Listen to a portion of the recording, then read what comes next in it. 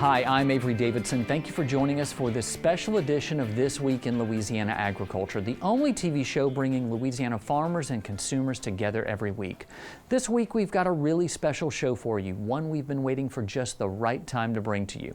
Today you're going to see 4 stories of incredible people who have devoted their lives to making sure you are fed and clothed. These 4 are all 2020 inductees into the Louisiana Agriculture Hall of Distinction. These profiles will hopefully help you get to know them like we have, highlighting the best this state has to offer. We begin with Dr. James Barnett, who graduated in forestry from LSU. After nearly 50 years working in the industry, he's recognized globally for his expertise in pine reforestation. Craig Gautreaux shows us how Dr. Barnett helped set the standard for pine reforestation.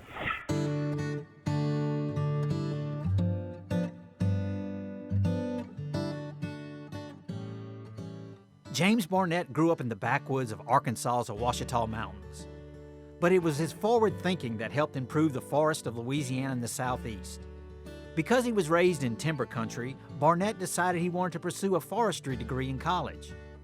He turned to the U.S. Forest Service for jobs during the summer to pay for his college education. So I got a job. The Forest Service advertised they had jobs in northern Idaho. It was an interesting job. We were in camps. You saw no one from the outside world for 3 months. And so any money you made, you saved. And so I made enough money working in the summer to pay my tuition at college. After graduating from college, Barnett enlisted in the U.S. Coast Guard. His assignment had him tendering to navigational aids along the Gulf Coast. After completing his tour of duty, Barnett had a major career decision to make. It was an easy one. I had some leadership skills and talent, and they thought enough of me to say, well, you can have a career, and sea, obviously, I didn't enjoy being at sea. I get seasick a lot, and so, man, forestry and solid ground sounds good to me. This choice led to a relationship between Barnett and the U.S. Forest Service spanning more than 50 years. His responsibilities focused on increasing the survivability of seedlings used to replenish areas that had been cut. Alexandria had a reforestation program in research. So my assigned task when I came was to figure out how to produce seed, overcome dormancy, how to be able to grow millions of seedlings from the seed that we had available. And there was a great need for tree seedlings. In the 1950s, America had more than 20 million acres needing to be reforested. You drive down the road now and you see forest everywhere. And when I went to LSU and I drove through here in 1957, still there was stump forest. And the saying was you could stand on a stump in Alexandria and you look toward Leesville and there wouldn't be a tree. Barnett understood the importance of maintaining a healthy forest industry because of the many benefits it provides. They contribute a significant amount to the economy of this state and the whole South. So forests are a big part of our environment, and to me, there's just some aesthetics about this. You drive down the road and you're going through a forest, and you feel good about it, or I feel good about it. I'm going to pull out this one, Faces from the Past. People who are becoming forgotten, and we need to remember.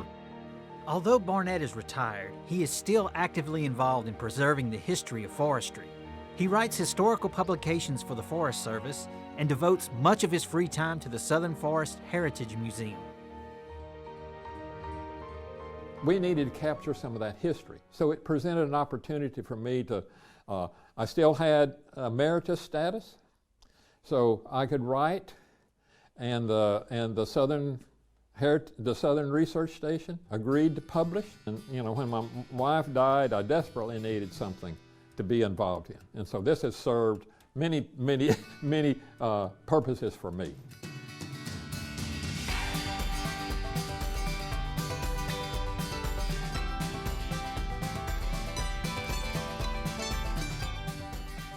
James Barnett has shared a connection to the forest all of his life.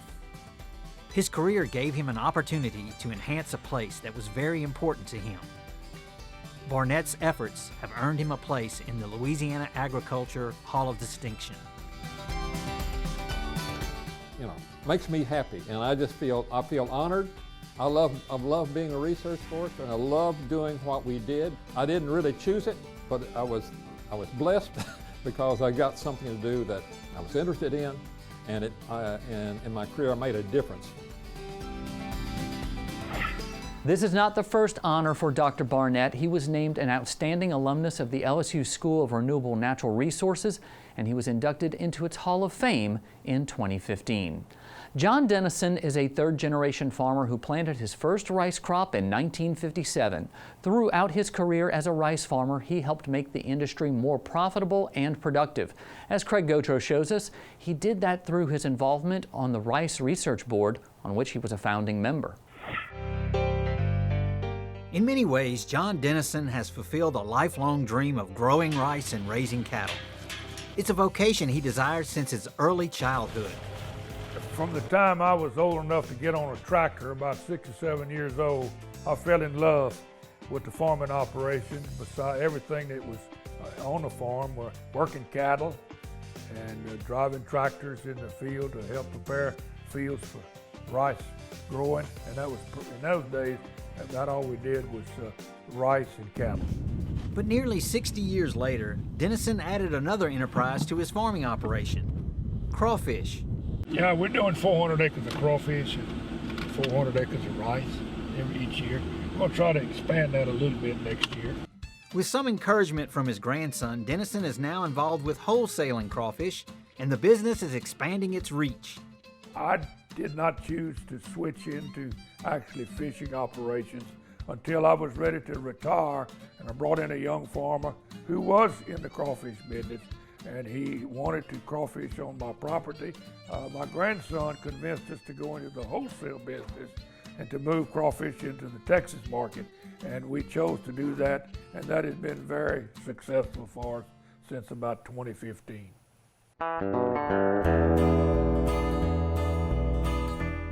A strong business acumen and detailed record keeping have always been Dennison's strengths. The rise and fall of commodity prices means farmers must be prepared for the good times and the bad. Farming has always been a challenge. It's always been ups and downs. Many times the prices did not equal to what our production costs were, and so I had to be very studious in record keeping and knowing where the dollars needed to be put to serve me best. One of those good times for rice was when a severe drought struck in Asia, which caused global rice stocks to crash. Rice prices reached levels never seen before. Rice prices started off at harvest time at $17 a barrel. It moved up very quickly to before harvest was over, rice was selling for $30 a barrel. I ended up selling the major portion of my crop that year for over $30 a barrel. Haven't seen it since, and I don't know if I'll live to see it again. Hope so, because it really put us on a strong footing. Dennison has held leadership positions throughout his career, including 34 years on the Calcasieu Parish School Board, chairman of the U.S. Rice Federation, and a founder and chairman of the Louisiana Rice Research Board. He says two organizations played a pivotal role in his success. I want to give credit for Louisiana Farm Bureau, number one, of keeping us advised and keeping us educated in how to keep up best with government regulation. The second organization I want to commend is the LSU Ag Center and the Rice Experiment Station. I wouldn't be in the business if it wouldn't have been for them, with all the new practices and the better yields and better varieties.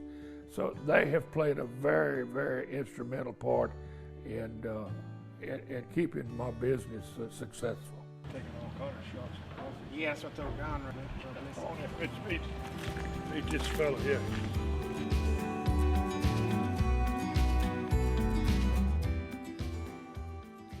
John Dennison has had a lot of help throughout his career. He gives credit to his wife and children for all of their support and the labor they provided. Dennison says it always helps to have some divine intervention. But I'll tell you what, my Lord and Jesus Christ has always been there. I feel like that I've had an angel on my shoulder so many times when I'd get in a bind financially, or I'd be out here on the farm and have a near miss on a very serious accident. So I give a lot of credit to the good Lord above for giving me such a blessed life, a wonderful wife, and a wonderful family. And Lord, thank you. Throughout his career, Dennison also encouraged those around him to get involved with issues affecting their industry to help ensure and improve the future of Louisiana farming. Still to come on TWILA, we meet more of the 2020 inductees into the Louisiana Agriculture Hall of Distinction. Stay with us.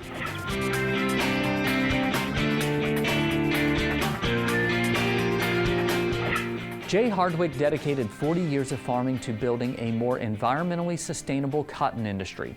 As Craig Gautreaux shows us, he farms with his wife and sons in Tensaw Parish, where he's improved water, air, and soil quality.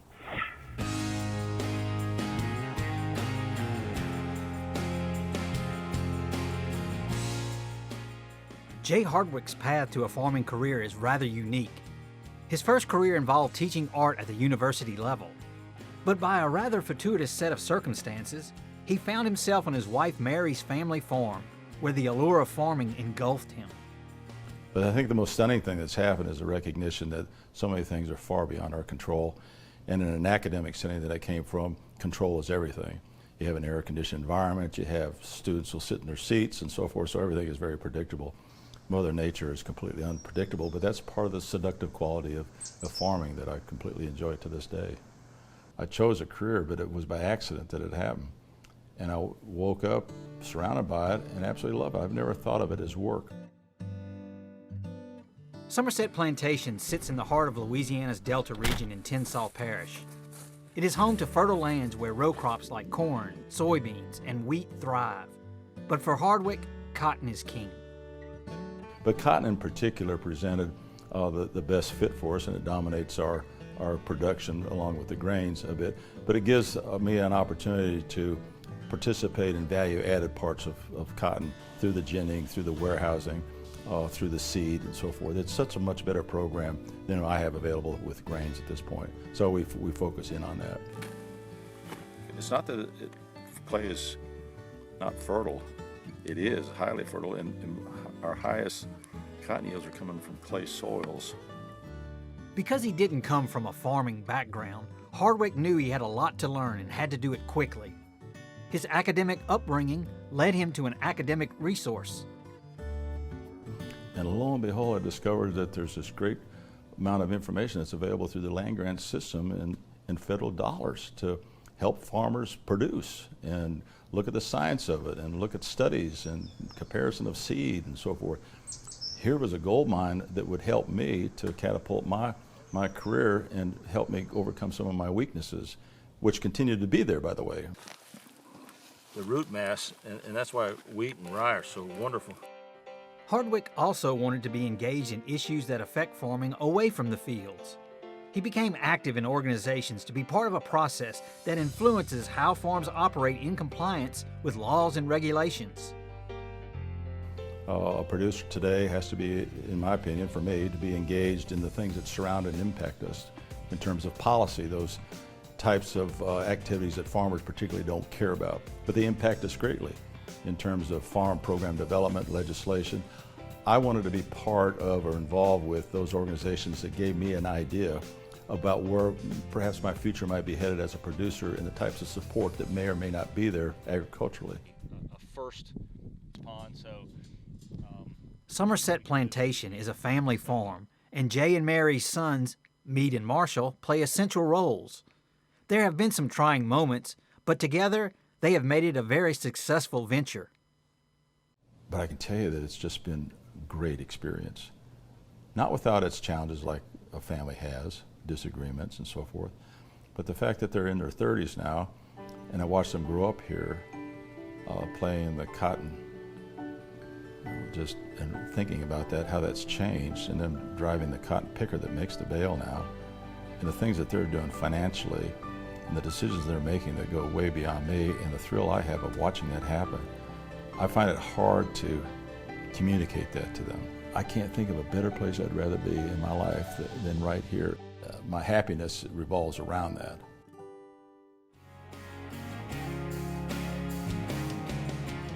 Jay Hardwick is not from the South and didn't have farming in his roots.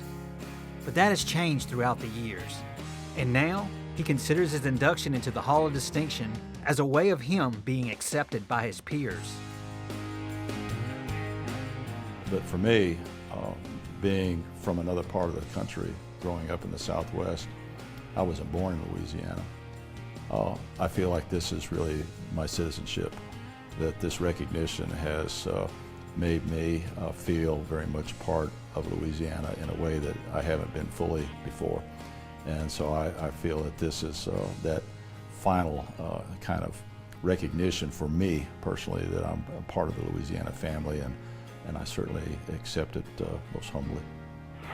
Hardwick has won multiple awards for his environmental stewardship and served as chairman of the American Cotton Producers, Cotton Incorporated, and the president of the National Cotton Council. Still to come on TWILA, we meet a man who's helped bring better research and practices to Louisiana sugarcane farmers. Stay with us.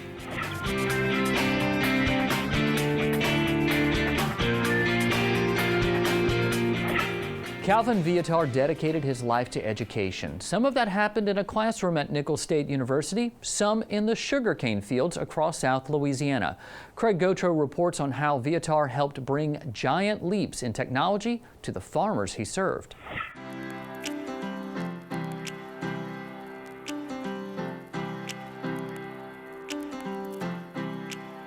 Calvin Viator has worn two hats throughout his career. One hat involved teaching in the Department of Biological Science at Nicholls State University. The other involved starting a successful agricultural consulting business in the heart of sugarcane country. Both allowed Viator to do what he loves. I'm happy with both choices. I was fortunate that circumstances allowed me to do both agricultural consulting and college teaching. And I feel blessed that I had this opportunity. Well, at Nicholls, I only signed a 9-month contract, so I was free during the 3 critical months of consulting, and I had other people working for me the rest of the year. But it gave me a unique situation, and I'm happy that it worked out. But I started at age 25 when I came to Nicholls, and some of my students, including Howard Robershaw, were not much younger than I was. 30 years at Nicholls gave Viator the chance to teach many students who would become involved in agriculture. Some even became part of his clientele. Many of them, I'm proud to say, became very active in agriculture, became mill managers, farmers, extension agents, and I run across them all the time. And I like to think maybe I had a little bit to do with that, but sometimes I think they were successful in spite of me instead of because of me. But it's been gratifying to see these. Some of them are my clients now also. So getting to come up.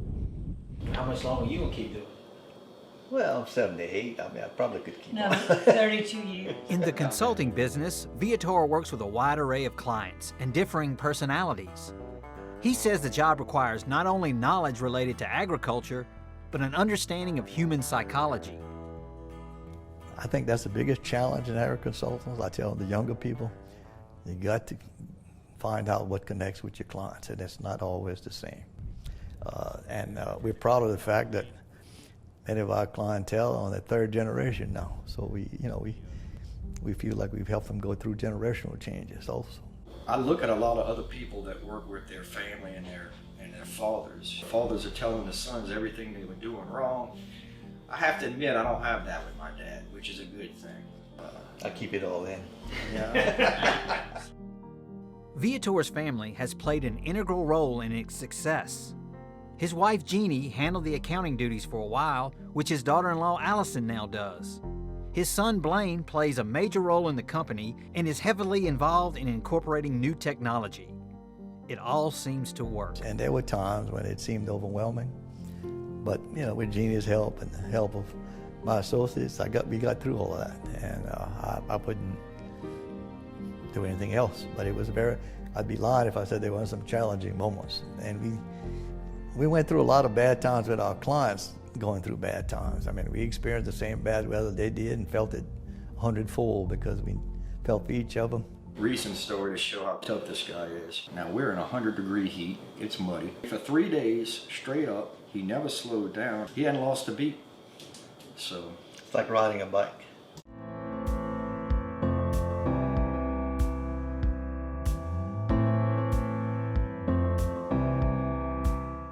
Viator's father stressed the value of education, and his father saw it as an opportunity out of the hard-knock life of agriculture.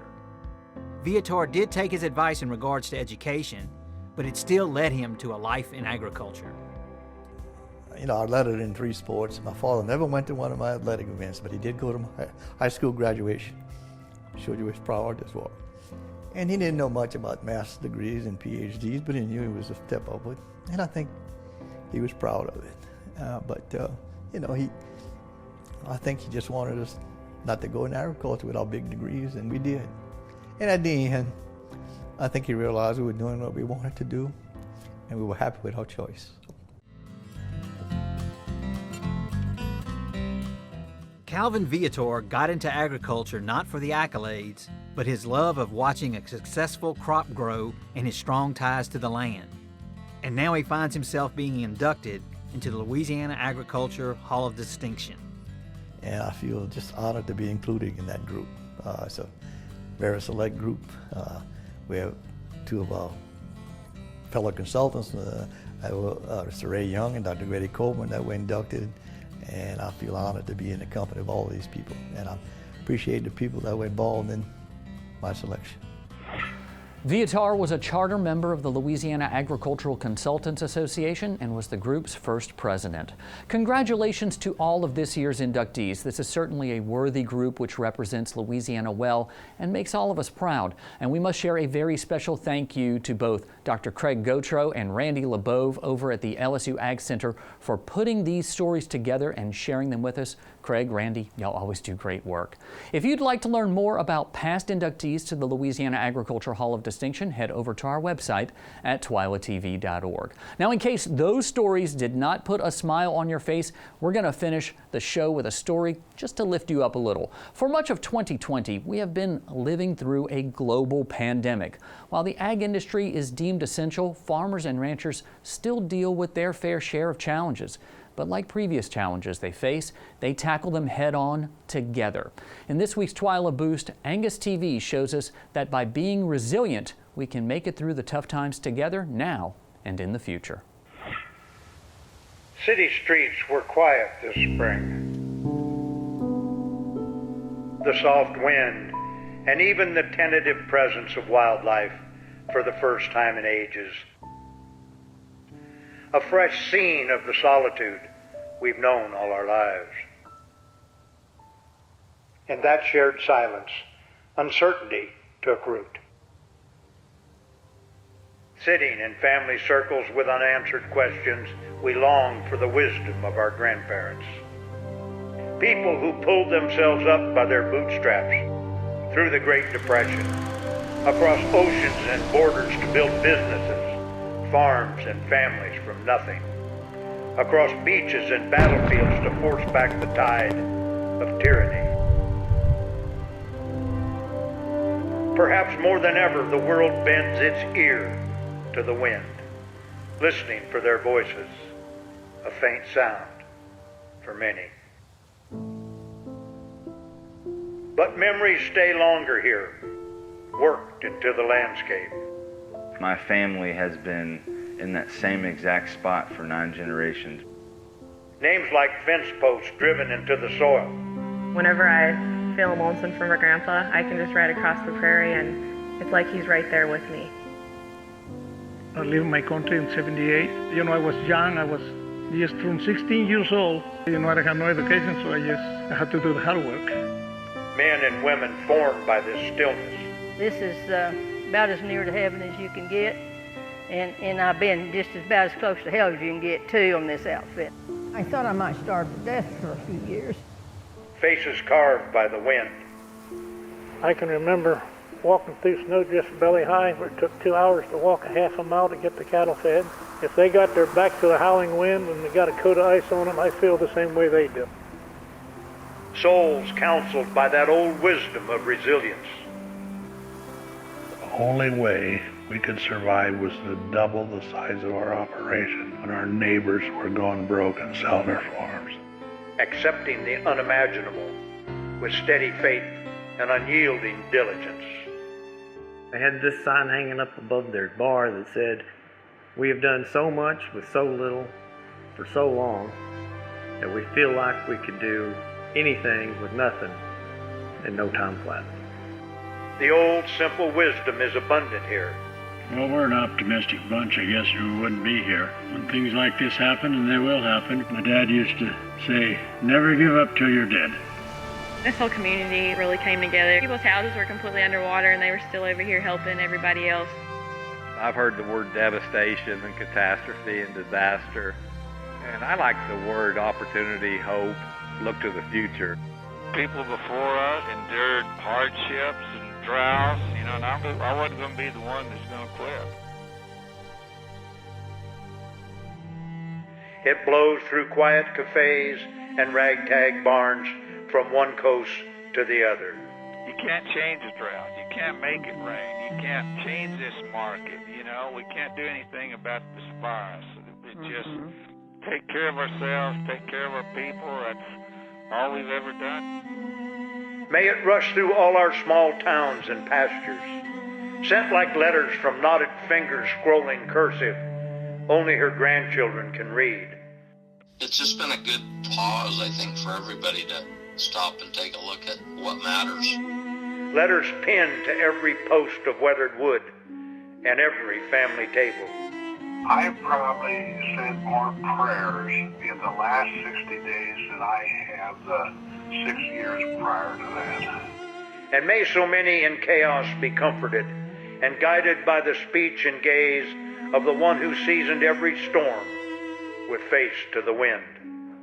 All to sit by the fire with grandchildren and tell them when the wind howls, be all right. Storm's gonna pass. Day's gonna break. Hang tight. Then pulls on his boots and gets back to work. We'll come out on the other side.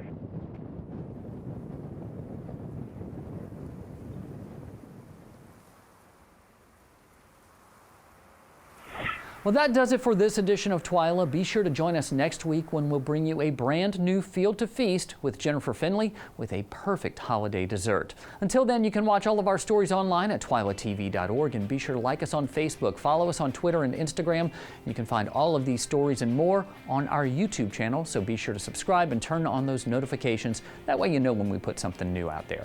For all of us here at TWILA, thank you for joining us. We hope to see you again right here next week.